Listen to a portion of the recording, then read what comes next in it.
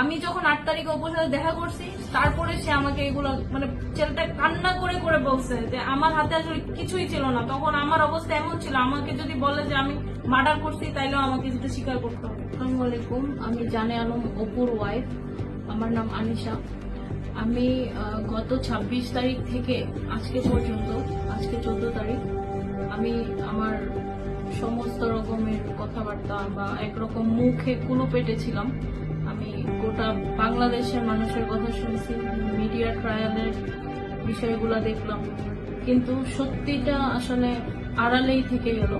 আমি আজকে কিছু সত্য উন্মোচন করতে আপনাদের সামনে আসছি। বিষয়গুলো হচ্ছে যে অপু, জানে আলম অপু এবং একেবারে অসহায় একটা ছেলে।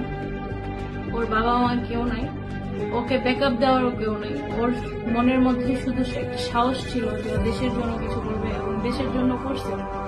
কথা হচ্ছে যে অ্যারেস্ট হওয়ার আগে, অ্যারেস্ট তো তাকে করে নাই, অ্যারেস্ট হওয়ার আগে গোটা একটা রাত তাকে অন্য জায়গায় কিভাবে নিয়ে যাওয়া হয় বেআইনি ভাবে, সারা রাত রেখে তাকে মানসিক টর্চার করে বিভিন্ন ভাবে ছোট ছোট করে ভিডিও ক্লিপ এগুলো অ্যাড করে শিখায়া, এগুলা দিয়ে একটা ভিডিও ক্লিপ বানায় এখন ছাড়া হচ্ছে। এতদিন কেন এগুলো সামনে আসে? হ্যাঁ, এখন এই যে আপনারা এই ঘটনাগুলো দেখলেন, অ্যারেস্ট হওয়ার আগের দিন তাকে এভাবে করে বন্দি করে রেখে তারপরে এই ভিডিও যে রেকর্ডটা করলো, করে আজকে এসে ছাড়তেছে এতদিন পরে। হ্যাঁ, এগুলোর উদ্দেশ্য কি? এগুলোতে কার লাভ হইতে পারে? ওয়ার্ডিতে যেখানে নিয়ে যায় একজন রাজনৈতিক দলের নেতা, হ্যাঁ, ওইটার সব প্রমাণই আমার কাছে আছে। ওকে নিয়ে গেছে, কোথায় রাখছে, কি করছে সবই আছে, এবং সকালবেলা ওরাই অপুকে অ্যারেস্ট করাইছে।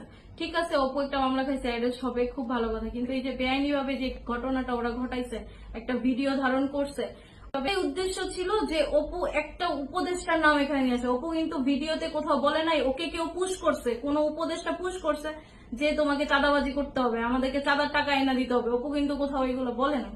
ঠিক আছে, কোন 35 মিনিটের ভিডিওতে কোথাও অপু বলে নাই যে কোন উপদেষ্টা সরাসরি ওকে চাঁদাবাজি করার জন্য নির্দেশ দিচ্ছে। ঠিক আছে, এটা পুরাটাই সাজানো একটা ঘটনা, পুরাটাই একটা ট্র্যাপ শুরু থেকে শেষ পর্যন্ত। নাইলে বাংলাদেশে এত এত কিছু ঘটতেছে, এত এত সমস্যা তৈরি হইতেছে, তারপরেও তো অন্যদের তো এত হাইলাইট হয় না। মনে হয় যে হাজার হাজার মানুষকে ও একাই হত্যা করছে, এরকম একটা ট্রায়ালে ইচ্ছা করে অপমান, অপদস্থ, এগুলো এত মিথ্যাচার। 4 দিন রিমান্ডে যখন ছিল তখন পুলিশ বিভিন্ন ভাবে ওকে হচ্ছে গিয়ে ব্ল্যাকমেইল করছে, শুধুমাত্র একটা নাম প্রকাশ করার জন্য, সেটা হচ্ছে উপদেষ্টা আসিফ মাহমুদ সজীব ভুইয়া। এখন ও এইটা নাম স্বীকার করানোর জন্য তাকে